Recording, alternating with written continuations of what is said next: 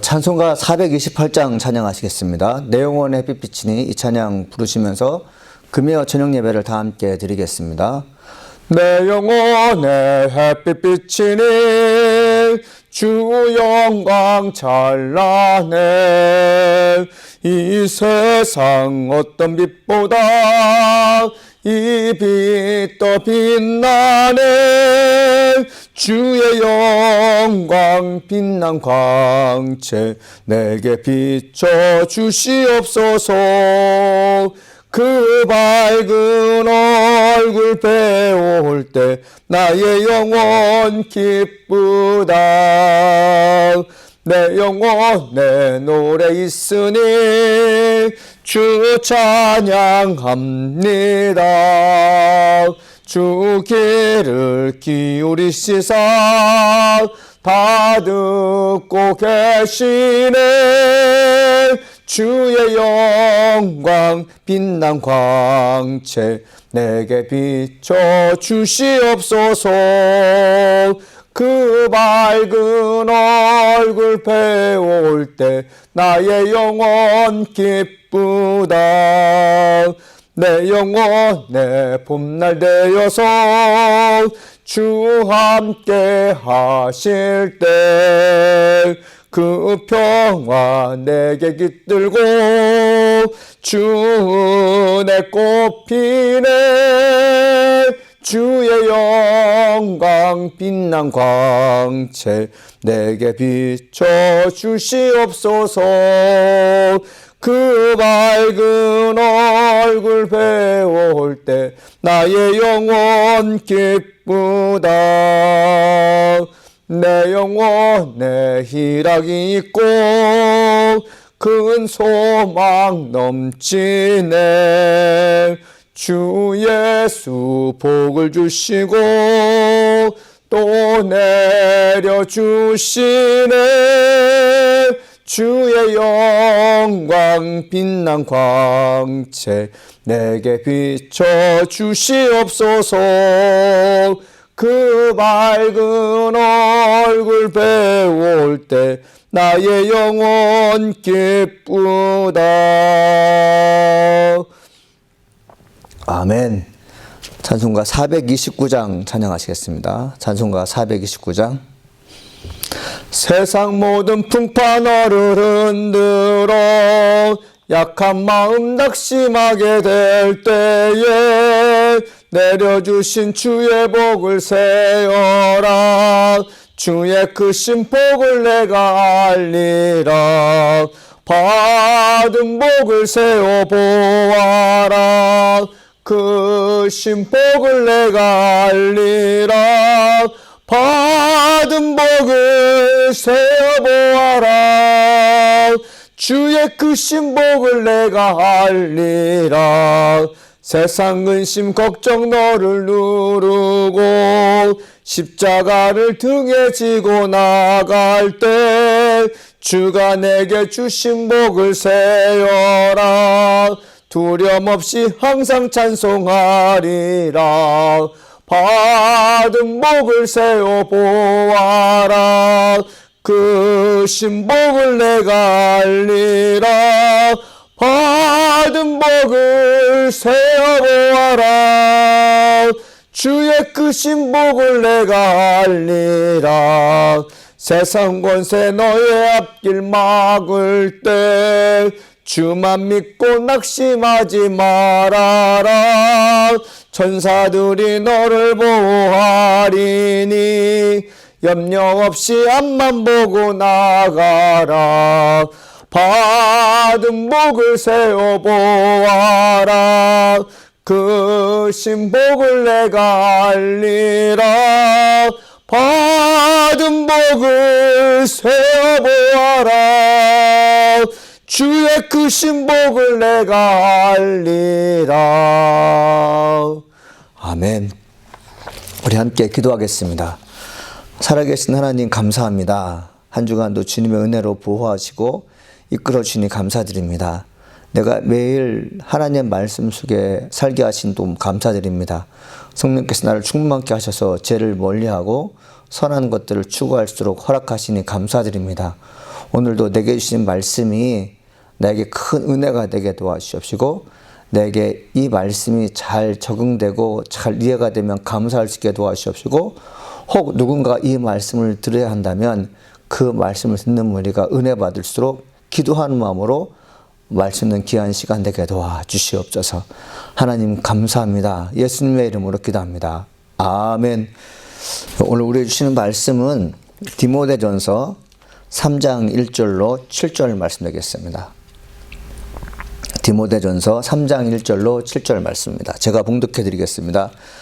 미쁘다 이 말이여 그 사람이 감독의 직분을 얻으려 함은 선한 일을 삼하는 것이라 함이로다. 그러므로 감독은 책망할 것이 없으며 한 아내의 남편이 되며 절제하며 신중하며 단정하며 나그네를 대접하며 가르치기를 잘하며 술을 즐기지 아니하며 구타하지 아니하며 오직 관용하며 다투지 아니하며 돈을 사랑하지 아니하며 자기 집을 잘 다스려 자녀들로 모든 공손함으로 복종하게 하는 자라야 할지며 사람이 자기 집을 다스릴 줄 못하면 어찌 하나님의 교회를 돌보려. 새로 입교한 자도 말지니 교만해져서 마귀를 정죄하는 그 정죄에 빠질까 하며 또한 외인에게서도 선한 증거를 얻는 자라야 할지니 비방과 마귀 올무에 빠질까 염려하라. 아멘. 오늘 디모데전서 3장 1절로 7절 말씀을 본문으로 감독의 자격이라는 제목으로 말씀을 증거하려고 합니다. 이 감독의 자격은 감독에게만 국한된 것이 아닙니다. 우리 믿는 모든 크리스찬들, 특별히 가정의 가장이라고 할 수 있는 사람들, 또 공동체에서 수장의 역할을 감당하는 회장들, 그리고 기업체에 속한 리더급에 해당한다고 저는 말씀드리고 싶습니다. 여러분, 과거 초등급부들, 그러니까 뭐 배우지 못한 분들, 죄송합니다만 배우지 못한 분들, 그리고 글을 모르는 옛날 분들이 자기 대장을 그냥 대장이라고 부르지 않고 우두머리 혹은 대빵이라고 불렀습니다. 오늘날 섬세한 언어로 리더, 수장, 인도자로 불렀는데 리더에 해당하는 사람들, 수장에 해당하는 사람들, 인도자로 해당되는 사람은 어떤 사람이 되어야 되는가에 대해서 오늘 말씀을 하고 있습니다. 모든 영역에서 본을 보여야 됩니다. 바울은 이방인 지역을 다니면서 교회를 세울 때 한 것이 있었습니다. 건물을 짓기 전에 먼저 사람을 모으고 사람을 모은 다음에 여기가 바로 에베소 교회입니다. 갈릴리 교회입니다. 여기가 바로 빌립보 교회입니다. 이렇게 명칭을 세우지 않았겠습니까? 그런 다음에 한 것이 뭐냐면 교회의 장로를 세우는 것입니다. 이 장로는 누구일까요? 그 공동체에서 가장 나이가 많은 사람일 수 있지만 가장 학식이 높고 그리고 모든 면에서 본을 보이는 사람입니다. 물론 이 장로에 해당하는 사람들 중에는 나이도 많고 학식도 많이 겸비한 사람도 있을 것입니다. 저는 이 바울 서신을 읽으면서 바울이 장로라 칭했던 사람들, 감독이라 칭했던 사람들이 누구였는가? 디모데처럼 나이가 약한 사람이라고 생각하지 않습니다. 대부분 교회들은 나이가 어느 정도 지극한 분들이었고 배움에 있어서 다른 사람보다 좀 많이 배운 사람이라고 저는 추측하고 싶습니다. 사도행전 14장 23절에 이렇게 써 있어요. 각 교회에서 장로를 택하여 금식 기도하며 그들이 믿는 주께 그들을 위탁하고 돼 있어요.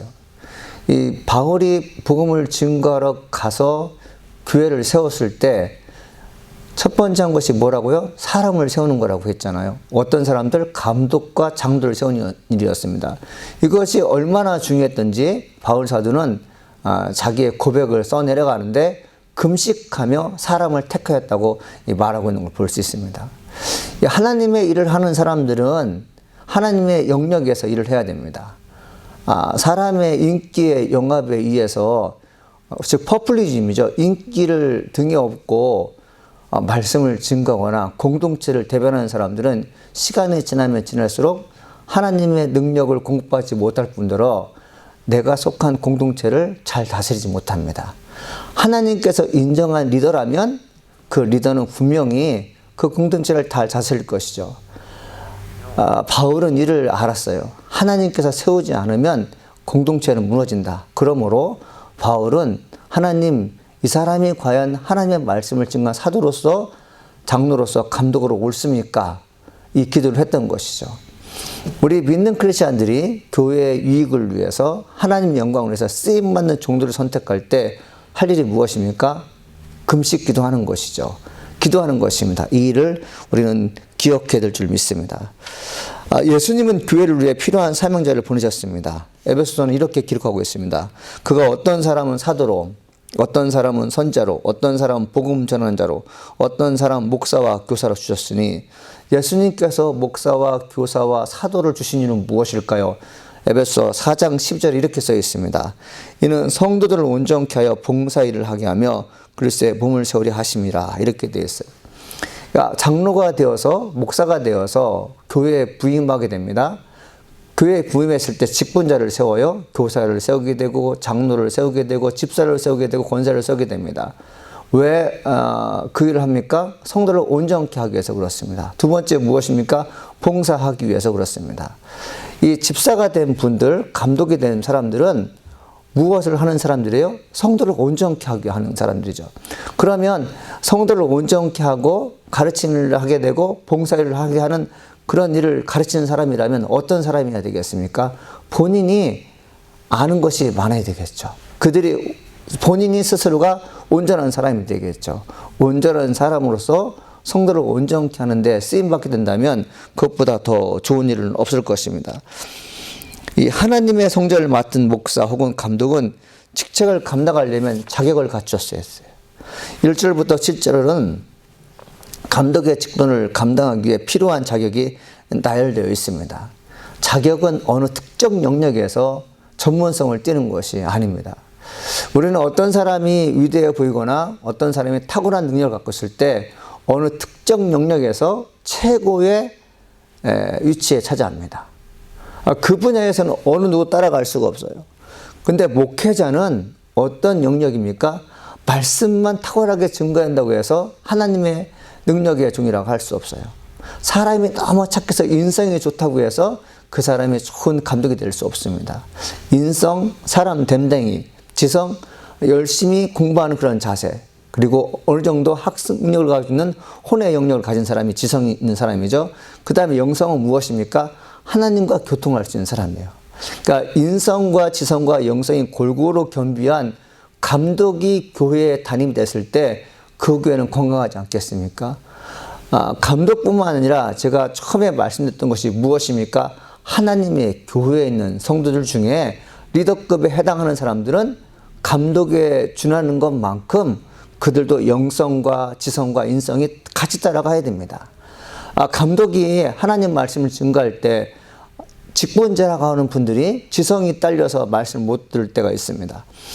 감독이 하나님 말씀을 증거할 때 그 말씀이 무슨 의미인지 모를 때가 있어요. 성령이 함께 하지 않으면 하나님 말씀이 공유가 되지 못합니다. 남과 북이 각각 떨어져 있는 듯한 그런 교회 공동체라면 결코 교회는 부흥될 수 없겠죠. 그러나 만일 우리가 성냥불을 켜서 큰 나무 땔감에 넣었을 때 불이 활활 타오르는 것처럼 빼싹 마른 나무가 되어서 우리가 그렇게 되어 있을 때 불을 붙이게 되면 어떤 일이 벌어지게 됩니까? 활활 타오르겠죠.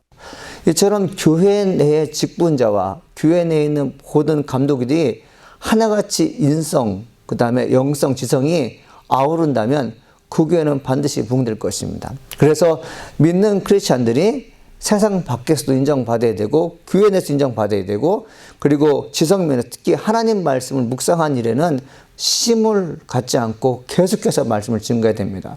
하나님 말씀을 듣는 일, 하나님 말씀을 가르치는 일, 하나님 말씀을 배우는 일에는 쉬는 일이 없어야 됩니다. 계속해서 배워야 돼요. 그러면서 기도를 통해서 하나님과 계속해서 영적인 교제를 이룰 때 교회는 훨씬 더 아름다운 일을 감당할 수 있게 됩니다. 디모데전서 3장 1절 7절은 제가 서두에 말씀드렸듯이 감독은 어떤 사람이 되나, 감독의 자격이 어떤 것인가. 그러면 동시에 우리 믿는 크리스찬들, 특별히 가장되는 사람들이 나에게는 어떤 자격이 있는가에 대해서 한번 살펴볼 필요가 있습니다. 3장 1절에 이렇게 써 있어요. 미쁘다 이 말이었고 사람이 감독의 직분을 얻으려 함은 선한 일을 사모하는 것이라 함이로다 되어 있습니다. 감독은 선한 일을 하는 것입니다. 선한 일을 하지 못하는 감독은 하나님의 영역에서 주권을 행사할 수가 없어요. 선한 일을 사모한다는 것은 자기 욕심을 내려놓고 하나님께서 나를 통해 원하시는 것이 무엇인지 정확하게 알고 바르게 증거하는 것이 감독입니다. 하나님의 종들이 선한 영역에서 벗어나서 자기의 유익을 구하게 되면 그는 세상에 속한 그 어떠한 단체 리더들보다도 더 추한 민낯을 드러나게 되어 있습니다. 여러분, 에베소 교회는 이단들이 많았어요. 이단들이 많았다는 것은 무엇일까요? 자기 욕심을 채우는 것이죠. 마귀가 원하는 것을 해주는 것이 이단들입니다. 그 이단들은 선한 일을 할 수가 없어요. 사도 바울이 디모데에게 특별히 하나님의 일을 하는 감독은 선한 영역에서 선한 마음을 가지고 일을 한다는 것이 무엇입니까? 이단에 빠지게 되면 악한 영에 의해서 사람을 지도하게 되면 선한 사람도 악한 사람이 돼요. 그러나 하나님께서 인정한 사람, 선한 목적을 위해서 자기 마음을 다하여 뜻을 다하여 전력 투구하는 사람들에게는 악한 자도 선한 일을 할 수 있는 사람을 바꿔놓는 것이죠. 우리 믿는 크리스찬들이 선한 일에 최선을 다해야 됩니다. 여러분, 주변에 있는 크리스찬들, 특별히 가정 내에 있는 사람들이 과연 선한 일을 하고 있는가? 아니면 하나님께서 원치 않는 일을 하고 있는가? 사도 바울이 디모데에게 가르쳐준 첫 번째 조건, 너네 교회 감독은, 너네 교회 리더들은, 너네 교회 장로들은 어떤 사람이어야 돼요? 선한 일에 마음을 쓰는 사람이어야 된다. 선한 일에 마음을 쓰는 자들이 감독의 직분을 얻을 수 있을 거라고 말씀하고 있습니다. 둘째는 책망할 것이 없어야 됩니다. 그러므로 2절이죠. 그러므로 감독은 책망할 것이 없으며 이렇게 되어 있어요. 여러분, 책망이라는 것은 무엇일까요? 과거로부터 오늘날까지 흠이 있는 것입니다. 어딘가 모르게 감독으로서 부적격한 일을 할 수 있어요. 스캔들에 얽매여 있거나 아니면 좋지 않은 일에 가담했던 그런 흔적이 있는 사람들을 감독으로 세울 수가 없는 것입니다. 물론 이 책망이 없다는 것은 완전 무결한, 즉 예수님처럼 죄가 전혀 없는 사람이 아닙니다. 어떤 사람일까요? 보편적으로 평판이 좋은 사람입니다. 이 사람 정도는 괜찮습니다. 여러분, 노아를 향해서 당대의 의인이라고 하잖아요. 노아가 그 당시의 사람과 다르게 완전한 의인으로서 죄가 전혀 없는 사람이 아니라 거기 있는 사람들 중에 그나마 좋은 사람이었다는 뜻이겠죠.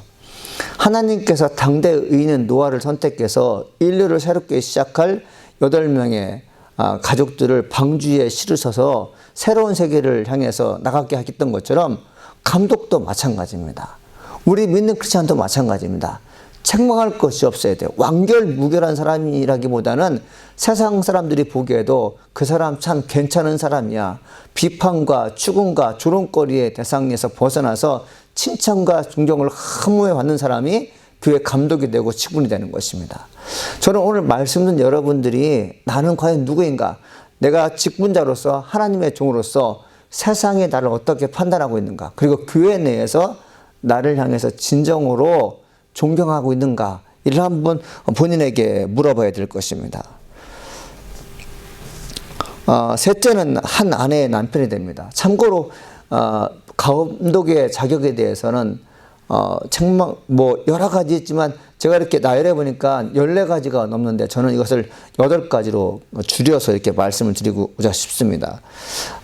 셋째는 뭐냐면 한 아내의 남편이 되어야 합니다. 한 아내의 남편이 된다는 것은 무슨 뜻일까요? 결혼을 안 한 사람보다는 결혼한 사람을 감독으로 세우라는 것이죠. 결혼과 이혼을 반복적으로 한 사람을 감독으로 세우라는 뜻도 아닙니다. 이혼하고 난 다음에 재혼했을 때는 그 남자는 분명히 한 여인의 남편이에요. 바울이 말하는 그것은 여기에서 정되지 않습니다.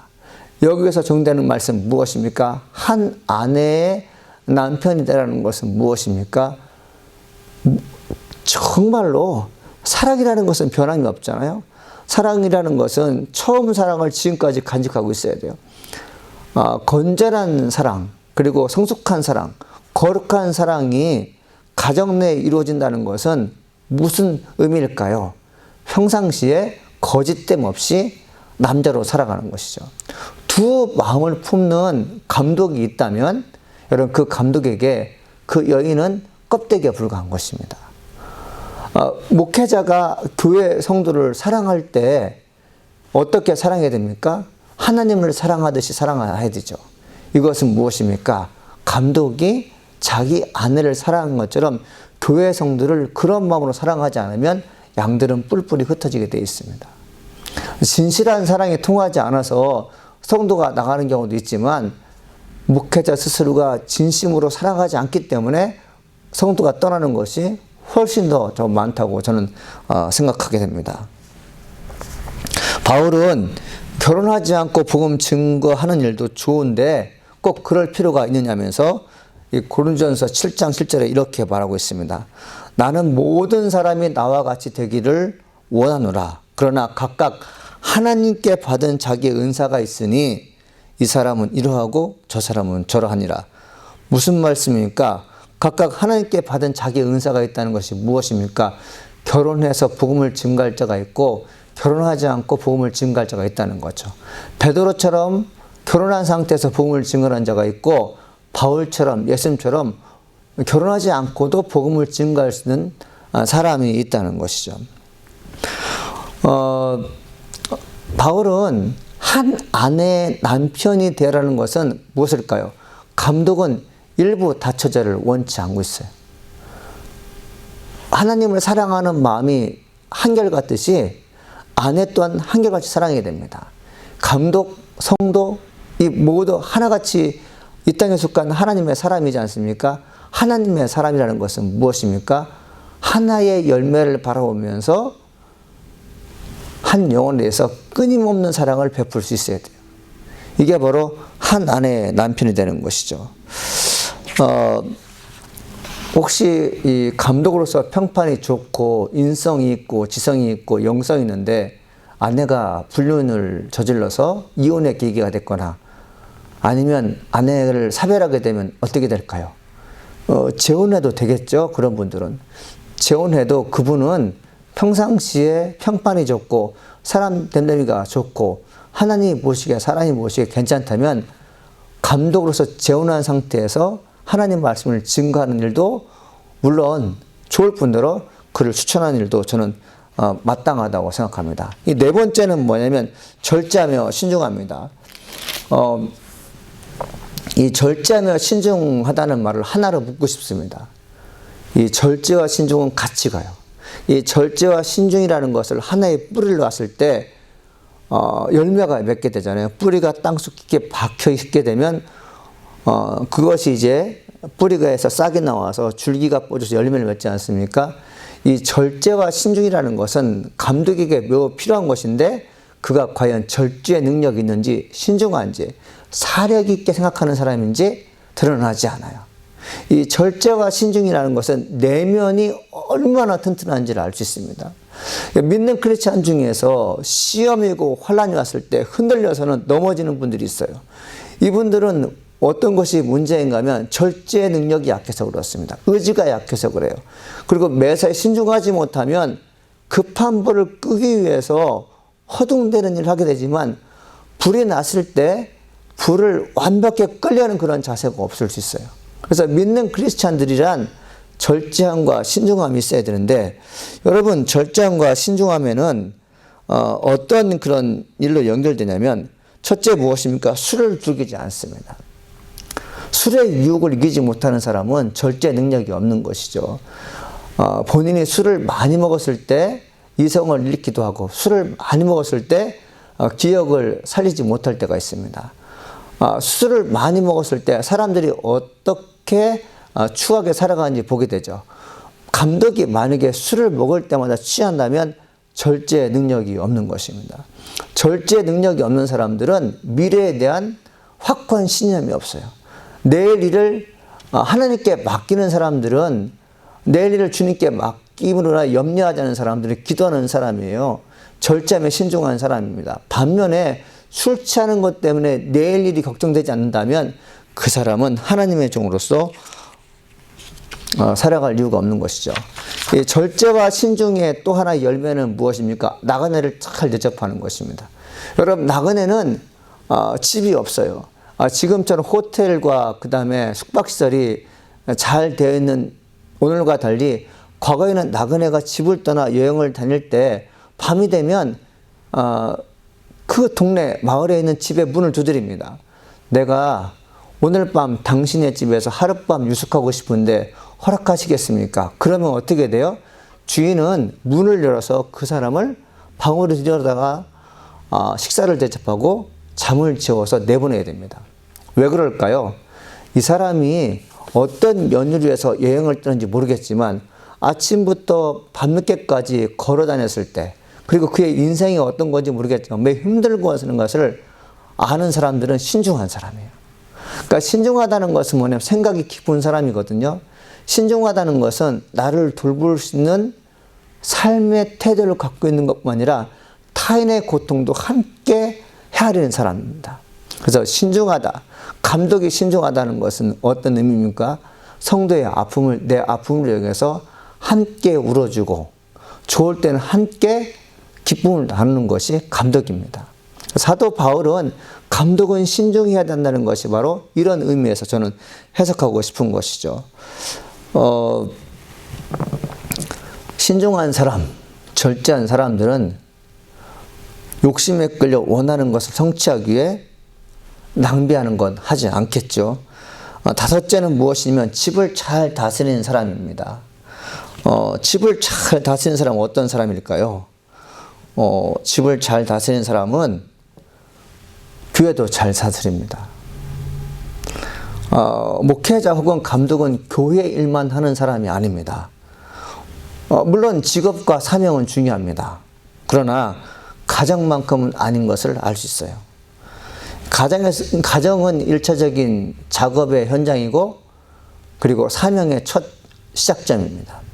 가정을 잘 다스리지 못하면 교회를 잘 다스릴 수 없어요. 혹 누군가 교회를 잘 다스리는데 가정을 소리한다? 나중에는 참 공허한 인생을 살았다고 생각하게 됩니다. 이는 목회자뿐만 아니라 세상에서 성공하는 많은 사람들 가운데 가정에 등한시했던 사람들이 자기의 명예와 권력을 다 내려놓고 집으로 돌아가는 일을 많이 보게 됩니다. 유명한 스포츠 스타가 연고지는 시카고인데 자기 고향이 LA일 때가 있어요. 그 사람은 어떡합니까? 시카고에서 많은 연봉을 줄 테니까 여기 남아있으라고 LA로 가는 이유는 무엇입니까? 대부분 가정을 지키기 위해서 아내와 자녀들과 시간을 많이 보내고 싶습니다. 이런 스포츠 스타가 있어요. 이것이 맞는 것이죠. 여러분, 직장생활 하는 데 있어서 너무나도 힘들게 직장생활 하는 데 강요를 해서는 주일이고 휴일이고 없이 직장이라서 일하라고 강요하면서 주일이나 휴일에 하나님을 섬기는 것과 그리고 휴일에 가정을 돌보는 일을 못하게 한다면 그 직장은 좀 생각해 봐야 됩니다. 단호하게 교회 생활을 할 수 있도록, 주일을 지킬 수 있도록, 그리고 휴일에는 가정과 지킬 수 있도록 허락해 달라고 부탁을 해야 됩니다. 만일 이를 들어주지 않을 경우는 나는 다른 것을 선택하겠습니다라는 단호한 말도 할 수 있어야 돼요. 사랑하는 성도 여러분, 어떻습니까? 여러분의 남편은, 여러분의 교회 목사들은, 여러분의 교회 지도자들은 어떤 삶을 살고 있습니까? 가정을 중시하는 편입니까? 아니면 사역의 현장을 더 중시하는 편입니까? 사도 바울은 감독의 선택 기준을 향해서 뭐라고 하냐면 교회를 구체적으로 어떻게 하라고 하지 않고 뭐부터 하라는 거죠? 가정에서 소중히 여기는 사람, 가정에서 존경받는 사람을 하나님의 종으로 선택하라고 말하고 있습니다. 4절, 5절 이렇게 얘기하고 있잖아요. 또한 자녀들이 아버지를 존경하고 신뢰할 수 있도록 자기 가정을 잘 다스려야 합니다. 한 가정을 제대로 이끌어가지 못하는 사람이 어떻게 하나님의 교회를 잘 이끌 수 있겠습니까? 이렇게 얘기하고 있어요. 제가 이 말씀을 묵상하면서 설교 준비를 하면서 너가 집을 잘 다스리지 못하는데 어떻게 하나님의 교회를 잘 이끌 수 있겠느냐, 이 질문은 저에게도 하는 것 같았어요. 나는 과연 가정에서 아이들에게 존경을 받는 사람이고 아이들을 애틋하게 보살피는 아버지인가? 너희가 집에서 아내로부터 혹은 아들과 딸로부터 존경을 받지 못하는데 어떻게 교회에서 존경을 받을 수 있겠느냐? 가정을 잘 다스리지 못하는데 어떻게 교회를 잘 다스리겠느냐? 이 물음에 대해서 저는 교회를 잘 다스리기도 하고 가정을 잘 다스립니다. 나는 교회는 잘 다스리지 못하지만 가정을 잘 다스립니다. 이렇게 말할 수 있는 자신감이 있느냐? 그리고 가정 내에 있는 아들과 아내가 우리 남편은, 우리 아버지는 정말 교회 내에서뿐만 아니라 가정에서 잘 다스립니다. 이런 응답이 있어야 되는데 그렇지 못한 것이 큰 아픔인 것이죠. 사랑하는 여러분, 여러분의 현장 속에서 목회자를 너무나도 힘들게 하지 마십시오. 혹시 여러분이 사회 CEO 중에서 크리스찬이라면 그 크리스찬 기업에 있는 사람들에게 주일과 그리고 휴일을 기업에 올인하도록 여러분 유도하지 마십시오.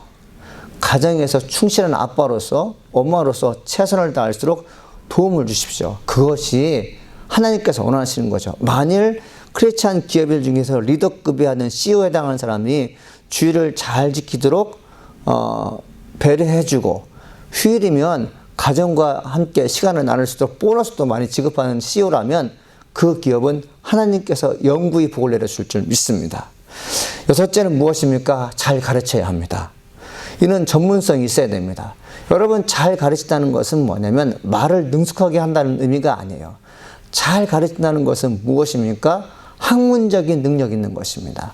평상시에 성경을 읽고 책을 읽으면서 수없이 많은 시간 글을 쓰는 사람이 잘 가르치는 사람이에요.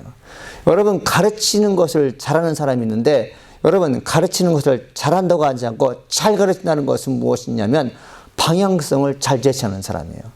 하나님 말씀을 잘 가르치는 사람들은 말을 훌륭하게 해서 달변가돼서 사람을 감동시키는 것이 잘 가르치는 것이 절대로 아닙니다. 잘 가르친다는 것은 뭐냐면 성경 말씀을 잘 가르치는 것이죠. 잘 가르치는 사람은 어떤 사람이에요? 하나님의 영광 이루는 것이 무엇인지 아는 사람이에요. 고집스러울 정도로 하나님 말씀을 잘 가르치는 사람들은 성경에서 벗어나지 않습니다. 내일 모레가 아주 중요한 시험인데, 중요한 시험을 가르쳐주는 선생님이 내일 모레 시험 볼 문제에 대해서 가르치지 않고 자기 경험담이나 아니면 다른 어떤 것을 가르친다면 유능한 선생님일 수 없어요. 잘 가르치는 사람은 어떤 사람이라고요? 하나님께서 선한 목적에 의해서 쓰임받게 하는 것입니다. 선한 마음을 가진 사람들, 선한 회개하는 사람들은 어떤 사람이에요? 그런 감독은 평상시에 책 읽는 것과 글 쓰는 것과 공부하는 것을 좋아합니다. 많은 시간 습작을 하게 돼요. 많은 시간 설교 연습을 하게 됩니다. 많은 시간 하나님께서 과연 성도들에게 무엇을 원하는지 성경을 통해서 알려고 애를 쓰는 사람입니다. 우리 지체 가운데 교회 내에서 전문성이 없이 성경 지식이 없이 하나님 말씀을 가르치게 되면 여러분 어떤 일이 벌어지는가 하면 자기 이야기를 하게 됩니다. 재미가 없어지게 되죠. 점점 가면서 구역장이든지 아니면 어느 리더의 짱이 됐을 때 왜 힘들어하는가 하면 전문성이 없어서 그래요. 아는 게 없어서 그렇습니다. 감독이, 하나님의 종이 전문성을 가지고 하나님 말씀을 가르치는 것이 매우 중요함을 성경은 얘기하고 있죠. 무지한 사람들은, 배우기를 싫어하는 사람들은 감독이 될 자격이 없습니다. 일곱째는 영적 성숙입니다. 여러분, 영적으로 성숙하지 못하면 마귀의 유혹에 걸려 넘어지게 됩니다. 하나님 주신 말씀과 마귀가 유혹하는 속임수를 구분하지 못하는 감독은 자신이 하나님 자리에 오를 수가 있어요. 교회 구성원 중에 독재가 있어요. 내가 짱이다. 내가 은연 중에 모든 교회 성도 이끌 수 있는 리더가 된다. 이것은 무서운 것입니다. 교회는 독재가 있으면 안 되는 곳이에요. 교회는 모든 사람이 다 섬기는 곳입니다. 사랑받을 수 있어요. 교회에서는 사랑 줄 수 있어요. 그러나 사랑을 받는 것도, 사랑을 주는 것도 나 혼자 사랑을 줄 수 있습니다. 나만 사랑을 받을 수 있습니다. 이런 태도가 교회에 있게 되면 교회는 무척 힘들게 됐죠. 교회는 모든 사람들이 사랑할 수 있어야 되고 모든 사람이 사랑받을 수 있어야 되죠. 영적인 성수가 있는 사람들은 이것을 잘 구분합니다. 그래서 지금 내가 나만이 사랑받을 수 있다. 나만이 사랑 줄 수 있다. 이런 교만이 찾아오는 것은 마귀가 주는 것인데 이 마귀가 주는 것을 이해하는 사람들 그리고 이를 거절하는 사람들은 영적으로 성숙한 사람이에요. 그래서 영적으로 성숙하다는 것은 하루아침에 지식으로 얻어지는 것 같지만 많은 시간을 기도하는 가운데 많은 시간을 하나님과 교통하는 가운데 그리고 성도들과 많은 시간 만남을 통해서 얻어지는 것이 성숙입니다. 만약에 이런 영적 성숙이 없으면 어떻게 됩니까?